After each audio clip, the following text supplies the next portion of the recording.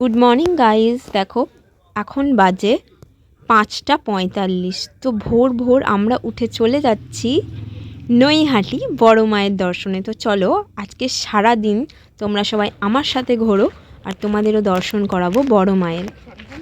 তো দেখো এদিকে আমরা সবাই রেডি হয়ে বেরিয়ে পড়েছি। আমরা সবাই বলতে আমি, মা আর বোন যাচ্ছি, আর ওদিক থেকে আন্টি যাচ্ছে আর ঘন্টু যাচ্ছে আমাদের, যাকে তোমরা প্রায় ভিডিওতে দেখেছো, আমার সঙ্গে রিলসও করছিল মাঝে মাঝে।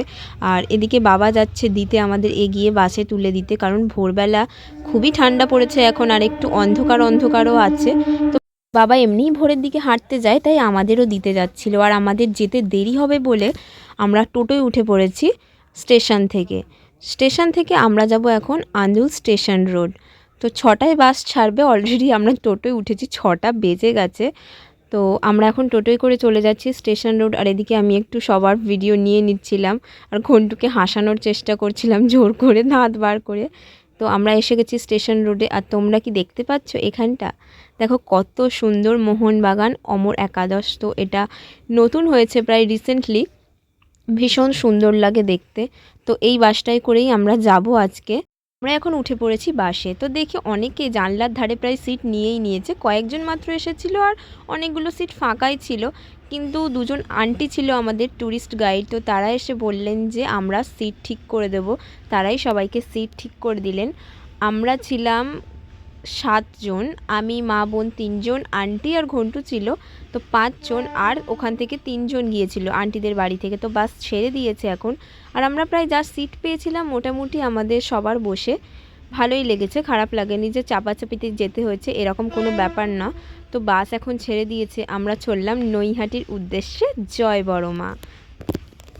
এদিকে দেখো আমার গবলু সোনা শুয়ে পড়েছে আমার কোলে, কারণ এখন খুবই ঠান্ডা আর ও এত সকাল সকাল ওঠে না, তাই ওকে তো আমারও ঘুম পাচ্ছিল আর ঠান্ডা লাগছিল। আর বাসটা এত লাফাচ্ছিল কি যে বলবো। তাও আমি তার মধ্যেই দুটো রিলস করে নিয়েছি যখন বাস দাঁড়িয়ে। আমাদের আন্দুল স্টেশন রোড থেকে বাস ছেড়ে দেয় 6:34-এর মধ্যে। তো আমরা 6:53-এর মধ্যে চলে আসি আলামপুরে বাস দাঁড় করিয়ে বিস্কিট আর চা দিয়ে দিচ্ছিল। সবাই চা খাচ্ছিল আর আমিও চা নিয়েছিলাম, বিস্কিট নিয়েছিলাম। আর এদিকে দেখো আমার গোপলু সোনাকে নিয়ে নিয়েছে আমাদের ঘন্টু। তো ঘন্টু ওর মামা হয়, ঘন্টুকে কোলে নিয়ে কিছুক্ষণ বসেছিল আর আমরা ওর পেছনে প্রচুর লাগছিলাম, খুব ইয়ার্কি করছিলাম। তো খুব মজা হচ্ছিল, আমরা মজা করেই বেশ জার্নিটা করছিলাম। তো বেশ ভালো লাগছিল। ও তো সোজা সামনের দিকে তাকিয়ে বসেছিল আর আমরা বারবার ওর টুপিটা খুলে দিচ্ছিলাম পেছন থেকে। ও বুঝতেই পারছিল না, পেছন ঘুরে দেখছিল বারবার। খুব মজা করে জার্নিটা হচ্ছিল, সত্যি বলছিলাম। তো আলামপুরেই আমরা কিছুক্ষণ দাঁড়িয়েছিলাম, ওখানেই আমাদেরকে টিফিনটা দেওয়া হয়।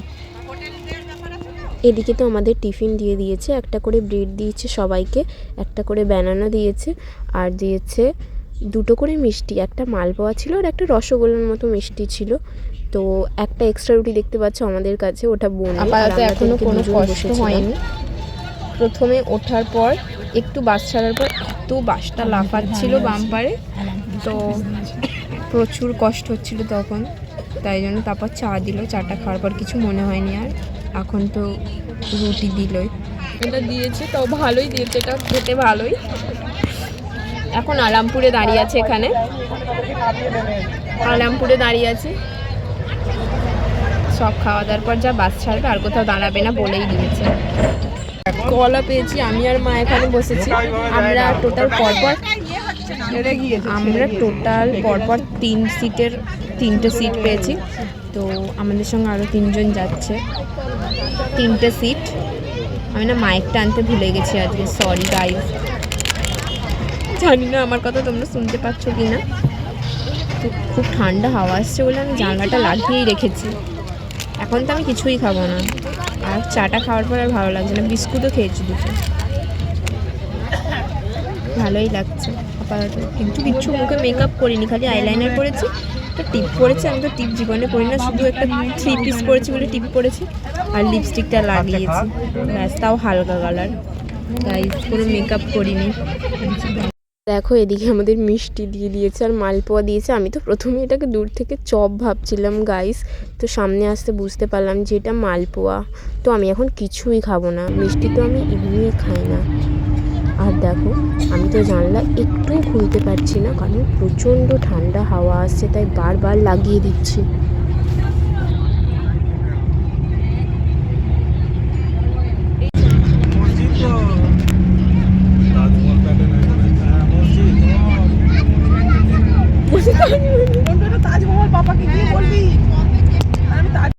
এই রেল লাইনটা দেখে তোমরা কি কিছু বুঝতে পারছো? আমরা চলে এসেছি দক্ষিণেশ্বরের খুব কাছে। তো দেখো আমরা এসে গেছি। আমি অনেকক্ষণ ধরে দক্ষিণেশ্বরের মন্দিরটার ভিডিও করছিলাম দূর থেকে, কারণ বাসের ভেতর থেকে তো আসছিলই না। কিন্তু অনেকক্ষণ ফোনটা ধরে রাখার পর দক্ষিণেশ্বরের মন্দিরের চূড়াটা দেখা যাচ্ছিল। আমি পার করে যাওয়ার পর দেখলাম যে আমি ভিডিওটা অনই করতে ভুলে গেছি। আর এদিকে দেখো আমি চেষ্টা করছিলাম একটু ঘুমের নাটক করার। তো আমি অনেকের ব্লগ দেখেছি ক্যামেরা চালিয়ে দিয়ে তারা কীভাবে ঘুমিয়ে পড়ে, আমি তো জানি না, বাট আমি একটু সেরকম ঘুমের নাটক করার চেষ্টা করছিলাম আর কি। তো আমি ঠিকঠাক নাটকটা করতে পেরেছি কি না তোমরা একটু বলো প্লিজ। তো ঘুমটা আমার হয়ে গেছে, আবার আমি উঠে পড়েছি। আমরা নৈহাটির রোডে ঢুকে গেছি রাস্তায়। কিছুক্ষণের মধ্যে হয়তো চলে যাব, 10-15 মিনিটের মধ্যে। তো এখনো পর্যন্ত গাড়িতে যা হাওয়া আসছে, আমি জানলাটা খুলতেই পারছি না। আমি তো ঘুমিয়েই পড়েছিলাম কিছুক্ষণ, ঘুম তো হয়নি, জাম্পাং হচ্ছিল বলে।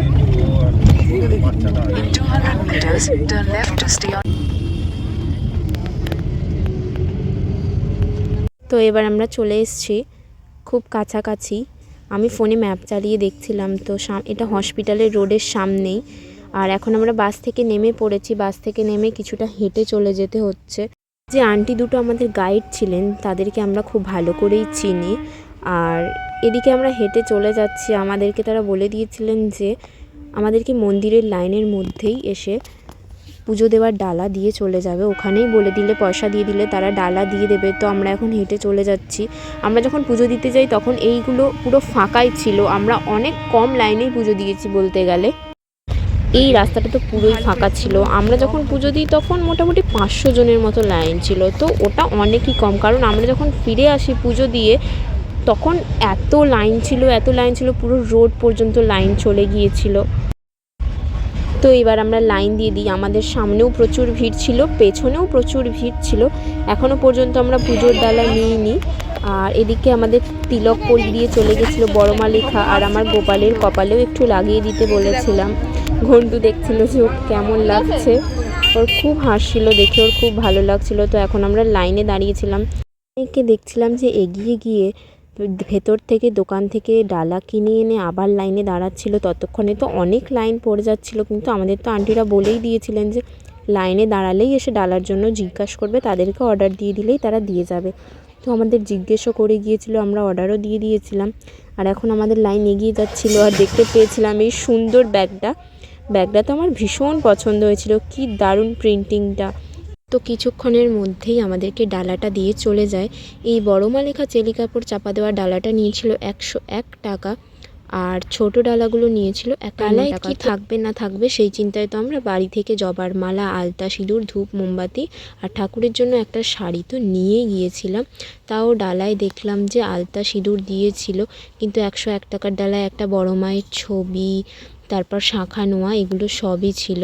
আর একটু ফুলটাও বেশি ছিল, ওতে অনেকগুলো সূর্যমুখী ফুল, তারপর জবা ফুলের একটা বড় মালা, অনেক কিছু দিয়েছিল। কিন্তু 51 টাকার ডালায় অত কিছু দেয়নি। তো আমরা নিয়ে গিয়েছিলাম বাড়ি থেকে কিছু কিছু, তাই আমাদের অতটা প্রবলেম হয়নি। আর এদিকে দেখো রাস্তায় যেতে যেতে এত ফটো দেখতে পাচ্ছিলাম গাইজ। এদিকে আমার লাইন এগোতে এগোতে একটা দোকানের আন্টি এসে আমার বাবুকে চকলেট আর একটা লাড্ডু দিয়ে যায়। আর এদিকে দেখো আমরা লাইনে দাঁড়িয়েছিলাম, কারণ আন্টিটার দোকানে আমরা দাম জিজ্ঞাসা করছিলাম একটা ছবি। তো সে আমার গোপালটাকে দেখে একটা চকলেট আর একটা লাড্ডু দেয়। পরে কিন্তু ওই দোকান থেকেই আমরা একটা বড় ছবি কিনি। আমার গোপালটা একটু দুষ্টু হলেও কিন্তু বেইমান নয়, ওই দোকান থেকে ওকে লাড্ডু দিয়েছে বলে ওই দোকান থেকেই একটা বড় ছবি কিনেছে। আর এদিকে দেখো কত ডল ছিল, কত সফট টয় ছিল। আর এদিকে ছিল আর একটা মায়ের মন্দিরটার নাম ছিল ব্রহ্মময়ী মায়ের মন্দির। তো এটার ভেতর আমরা ঢুকেছিলাম আসার সময়, পুজো দিয়ে আসার সময়। তো এখানে ঢুকে আমার গোপু সোনা তার বন্ধুকে পেয়ে গিয়েছিল, সেটা তোমাদের লাস্টে দেখাবো। তো দেখো এখন লাইন এগিয়েই চলেছে, এই সোজা লাইনটা পেরিয়ে গেলেই আমরা যাব মায়ের কাছে। আর পাশ দিয়ে সবাই গন্ডি কেটে যাচ্ছিল। আমরা যখন যাচ্ছিলাম লাইন দিয়ে তখন অনেকটাই রোদ ছিল, কিন্তু শীতকালের বেলা বলে কিছুই মনে হচ্ছিল না ওটা। আর এদিকে দেখো ঘন্টু মুখ গোমরা করে দাঁড়িয়ে আছে, আর আমার সামনে একটা ছোট্ট কিউট বাচ্চা যাচ্ছিল, তো আমার দিকে তাকিয়েছিল। আর ঘন্টুকে তো আমরা বারবার ডিস্টার্ব করছিলাম, ওকে আমি রাগাচ্ছিলাম, দেখো কত চকলেট আছে, তোমার মা তোমায় কিছুই কিনে দেয়নি, এইভাবে খুব মজা হচ্ছিল। তো আমরা হাসি খুশিভাবেই লাইনটা পার করে দিই, খুব ভালোভাবেই পৌঁছে যাই আমরা মায়ের কাছে। তো খুব ভিড় হয়ে গেছিলো মন্দিরের গেটের সামনে, এসে গেছি আমরা মন্দিরের কাছেই। দেখতেই পাচ্ছ তোমরা, এই সামনেই মন্দির। এই দেখো, এত দূর থেকে তো মাকে দেখাই যাচ্ছে না, প্রচুর ভিড় ছিল ভেতরে। আমরা এখন লাইনটা পেরিয়ে যাচ্ছি, তো এবার আমরা ঘুরবো 7 পাকে গাইস। বিয়ের আগেই আমি এখন 7 পাকে ঘুরে নেব। দেখো গাইস, শুধু মানুষজনের আওয়াজগুলো শোনো, এই কোলাহলটা, আর মায়ের কাছে এসে যে কি শান্তি লাগছে কি বলবো। তো এখন 7টা রেলিং করা আছে, এইভাবে ঘুরে যাবে। দেখো বরকে ছাড়াই আমি 7 পাকে ঘুরে নিচ্ছি গাইস। তো ঘুরতেও বেশ ভালো লাগছিল, আর এই সিস্টেমটা খুবই ভালো হয়েছিল, কারণ এর পক্ষে কোনো ঠেলাঠেলি কিছুই হচ্ছিল না, সবাই লাইন দিয়ে সুন্দরভাবে এগিয়ে যাচ্ছিল। থেকে যে যার মনে একটা করে আশা নিয়ে মায়ের কাছে যাচ্ছে, আশা করি মা সবার ইচ্ছা পূরণ করবে। দেখো প্রচুর মানুষের ভিড়, মাকে দেখার জন্য কত মানুষ দূর দূর থেকে এসেছে গাইস। আশা করছি মা সবার ইচ্ছাই পূরণ করবে। দেখো এবার আমরা লাস্ট লাইনে চলে এসেছি, এটাই ছিল 7 নম্বর লাইন। তো এবার আমরা চলে যাব মায়ের কাছে। দেখো আমরা পৌঁছে গেছি মায়ের কাছে, দেখতে পাচ্ছি এত দূর থেকেই। খুব কষ্ট করে ভিডিওটা করছি, কারণ অনেক মানুষের ভিড় ছিল, অনেক মানুষের। তো লোকজন সামনে দাঁড়িয়ে থাকার ফলে দূর থেকে অনেক উঁচু করে ক্যামেরাটা তুলে ভিডিও করার ফলে তবেই মাকে দেখতে পেয়েছি। তখনও পর্যন্ত সরাসরি দেখতে পাইনি, কারণ সামনে অনেক লোকজন দাঁড়িয়েছিল। তো লাইনটা আস্তে আস্তে এগোচ্ছিল, মাঝখানে একটা দড়ি দেওয়া ছিল, দড়ির ওপারে হাফ লোকজন ছিল, কারণ যারা পুজো দিচ্ছিল ওদিকে, আর এই পারে হাফ লোকজন দাঁড়িয়েছিল। দেখো মাকে ভালো করে দেখে নাও, জুম করে দেখাচ্ছি গাইস। ঘরে বসে বসে তোমরা মায়ের দর্শন পাচ্ছ, কত সৌভাগ্য। মাকে তোমাদের মনের ইচ্ছা জানিয়ে দাও, তোমাদেরও মা নিশ্চয়ই তার কাছে ডাকবে। কথায় আছে না, ভগবান যদি না ডাকে যতই পয়সা থাক, কোনোদিনও ভগবানের দর্শনে কেউ যেতে পারে না। ভগবান যদি টানায় তবেই সে যেতে পারবে। তো আজ ভগবান আমাদের টানিয়েছে, মা আজ আমাদের টানিয়েছে, আমরা গেছি, একদিন তোমাদেরও টানাবে। অনেকে ইতিমধ্যে ঘুরেও চলে এসেছো। তো মাকে দেখে খুব খুশি লাগলো। আমি এই ফার্স্ট টাইম নৈহাটি এসেছি বড় মায়ের কাছে, নিজের মনের ইচ্ছা জানিয়েছি, মাকেও ভালো থাকতে বলেছি, সবাইকে ভালো রাখতে বলেছি। এখন আমরা চলে এসেছি লাঞ্চ করব বলে। তো এখন আমরা বাইরেই বসে আছি, কারণ আমাদের খাওয়ার জন্য যে হোটেলটা ঠিক করা হয়েছিল একটা মাত্র ছোট্ট ঘরের মধ্যে ছিল, 10 জনের বেশি কেউ বসতে পারছিল না। তাই আমি বাইরে বসে বসে ওয়েট করছিলাম, সবাই ওয়েট করছিল। আর আমরা 40 থেকে 45 জন ট্যুরিস্ট ছিলাম, তো 10 জন করে খেতে কিছুক্ষণ তো টাইম লেগেছিল। তো আমরা যখনই খেতে বসি গাইজ, আর কারেন্টটা চলে যায়। শীতকাল বলে অতটা গরম মনে হয়নি, কিন্তু এতটা তাড়াহুড়োর মধ্যে খাচ্ছিলাম যে ভিডিও করারই সময় হয়নি। এই দেখো ঘরটা অনেকটা ছোট। এরপর আমরা চলে যাই সেই ব্রহ্মময়ী মায়ের দর্শনে। তো এখানে একটা ফেরিঘাট ছিল দেখো। এরপর আমরা পৌঁছে যাই ব্রহ্মময়ী মায়ের কাছে। প্রথমে যে বলেছিলাম মন্দিরটায় ঢুকবো, এখানে এসেই আমার গোপুসোনা তার একটা বন্ধুকে পেয়ে যায় গেটের কাছে ঢুকতেই। দেখো শুধু ওদের দুজনকে একসাথে কতটা সুন্দর লাগছে, দুজনে খুব কিউট ছিল খুব। দেখো এবার দেখতে পাচ্ছ তোমরা ব্রহ্মময়ী মাকে। মায়ের মন্দিরের পাশেই দেখা যাচ্ছিল এই গঙ্গাটা। তো এটা মায়ের মন্দিরের ভেতরেই ছিল, এখানটায় দাঁড়িয়ে কিছু ছবি তুলছিলাম। আর এখানেও অনেক মানুষ বসেছিল, অনেক মানুষ বসে একটু রেস্ট নিচ্ছিল এখানে। তারপর আমরা মন্দির থেকে বেরিয়ে যাই কিছু কেনাকাটি করার জন্য। তো দেখো আমরা এখানে সুন্দর সুন্দর ফটো দেখছিলাম, খুব সুন্দর সুন্দর গোপুসোনাদের ছবি ছিল। গোপুসোনা কি সুন্দর ফোন ঘাঁটছে শুয়ে, এরকম সুন্দর সুন্দর পিক ছিল। সুন্দর একটা মায়ের বড় ছবি কিনেছিলাম, আর অনেকগুলো ছোট ছোট ছবি কিনেছিলাম দেওয়ার জন্য। আর এদিকে এখনও প্রচুর লাইন ছিল গাইজ, আমরা তখন অনেক কম লাইনে পুজো দিয়েছি, আর এখন দেখো লাইনে ভর্তি। এরপর আমরা চলে যাই বাসে। বাসে গিয়ে কিছুক্ষণ বসে থাকার পর বাস ছেড়ে দেয়, কারণ এরপর আমাদের যাওয়ার কথা ছিল অন্নপূর্ণা মন্দিরে। এখান থেকে আমরা যাব অন্নপূর্ণা মন্দিরে। তো এখনও আমরা বাসে বসে আছি, অনেকজন আসেনি এখনও। তারপর সব ট্যুরিস্টরা আসার পর বাস ছেড়ে দেয়। এই দেখো নৈহাটি জংশন। আমি দূর থেকে ভিডিও করেছি গাইজ, খুব কাছে গিয়ে ভিডিও করতে পারিনি কারণ বাসের মধ্যে ছিলাম আর আমার ফোনের চার্জও প্রায় কমেই এসেছিলো, তাই আমি এবার খুব ছোট ছোট ক্লিপ নিয়েছি ভিডিওর। দেখো আমি এখানে অনেক কথা বলেছি কিন্তু আমি ভয়েসটা কেটে দিয়েছি কারণ তখন আমি লক্ষ্য করিনি যে আমার পেছনে একজন বসে গান চালিয়েছিল, সে গান শুনছিল। তো গানটা আমি দিলে ভিডিওতে আমার কপিরাইট পড়ে যেত।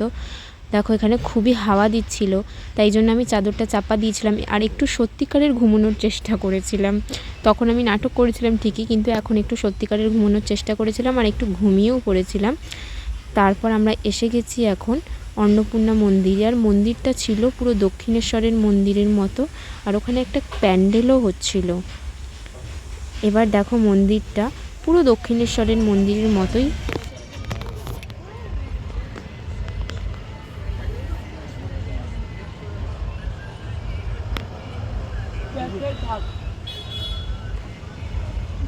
এখানে মন্দিরের উল্টো দিকেই বিক্রি হচ্ছিল আলু বিরিয়ানি 40 টাকা করে। তো আমি আর মা ওটাই কথা বলছিলাম।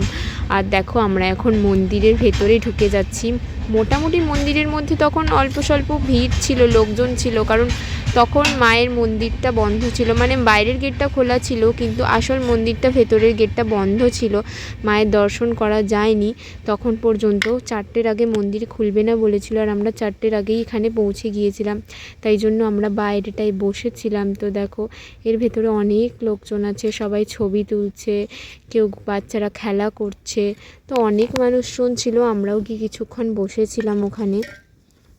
তবে হ্যাঁ, একটা কথা কিন্তু মানতেই হবে, মন্দিরের ভেতর পৌঁছালেই ওখানে গিয়ে একটু বসলেই মনের মধ্যে একটা আলাদাই শান্তি অনুভব করা যায়। এটা আমি প্রতিটা মন্দিরেই লক্ষ্য করেছি। মন থেকে যদি ভগবানের কাছে যাওয়া হয় বা কেউ যদি মন থেকে না চেয়েও যায়, সে কিন্তু মন্দিরে ঢুকলেই একটা আলাদা জিনিস ফিল করতে পারবে, একটা আলাদাই অনুভূতি চলে আসবে। আমার এখানে গিয়ে রিলস করার খুবই ইচ্ছা ছিল কারণ খুব সুন্দর ফাঁকা জায়গাটা ছিল আর সুন্দর বেশ ব্যাকগ্রাউন্ড আসতো, অনেকগুলো মন্দির ছিল, কিন্তু আমার ফোনের চার্জটা এতই কম ছিল যে আমি রিলস করতেই পারিনি। তাই জন্য আমি কিছুক্ষণ বসেছিলাম, কিন্তু বোন অনেকগুলো রিলস করেছে, কিন্তু আমি অনেকগুলো ছবি তুলেছি, সবাই মিলেই ছবি তুলেছি আমরা। দেখো আমরা এখানে লাইন দিয়েছিলাম ভোগের জন্য। তো দুপুরে এখানে ভোগ খাইয়েছিল, বাট কিছুটা ভোগ ছিল, তো ভগবানের ভোগ কে ছাড়তে চায় বলো। তো আমাদেরকে দিয়েছিল ভাতের সাথে ঘুগনি মিক্স করে। তো এটা সত্যি কিন্তু খেতে খুব সুন্দর লেগেছিল। বাড়িতে কেমন খেতে লাগে জানি না, তবে ভগবানের ভোগ কিন্তু সবসময় খুব সুন্দর হয়, এটা মানতেই হবে। পর আমরা চলে যাচ্ছিলাম গঙ্গার ঘাট দেখতে। তো গঙ্গার ঘাটে যাওয়ার আগেই ছিল একটা ফুচকার গাড়ি। তো ফুচকাটা আমায় বললো যে তুই গঙ্গার ঘাটে গিয়ে কী করবি, তুই আমার কাছে আয়। এরপর আমরা অনেকগুলো ফুচকা খেয়ে নিই। ফুচকা খাওয়ার পর আমরা চলে যাই বাসে। আমি আর গঙ্গার ঘাটটা অবশেষে দেখতে যাইনি, মা দেখে এসেছিল। তো দেখো বাস আমাদের ছেড়ে দিয়েছে, এবার আমরা বাড়ির দিকে রওনা দিয়েছি। আর এখানে একটা মার্কেট হচ্ছিল, বড় মার্কেট হচ্ছিল। এখানে এরকম মার্কেট দেখা যাচ্ছিল না, আর ছোটোখাটো দোকানও বেশি দেখা যাচ্ছিল না। যা দেখছিলাম পরপর বড় বড় মল ছিল, অনেকগুলো শোরুম ছিল। তো এই একটাই আমি বড় মার্কেট দেখেছিলাম এখানে। আমার মনে হয় এই স্ট্রিট শপিং করার মধ্যে একটা আলাদাই মজা আছে। রাস্তায় ঘুরে ঘুরে জিনিস দেখে দেখে, একটু হেঁটে একটু ঘুরে আবার খেয়ে আবার জিনিস কেনার মধ্যে একটা আলাদাই মজা আছে গাইজ। তো দেখো এরপর আমাদের বাসে লাইট জ্বলছিল কারণ রাস্তায় অনেক অন্ধকার হয়ে গিয়েছিল। এই শীতকালের বেলায় গাইজ 5টা বাজলেই সব অন্ধকার হয়ে যায়। দেখো লাইটিংটা বেশ দারুণ হচ্ছিল, খুব ভালো লাগছিল আমার দেখতে। অবশেষে আজকে আমাদের নৈহাটির যাত্রা এখানেই শেষ হলো। দেখো বাস পুরো ফাঁকা হয়ে গেছে, লাস্ট আমরাই নামবো এবার। আমাদের বড় মা যদি চাই আমরা আবার যাব। জয় বড় মা।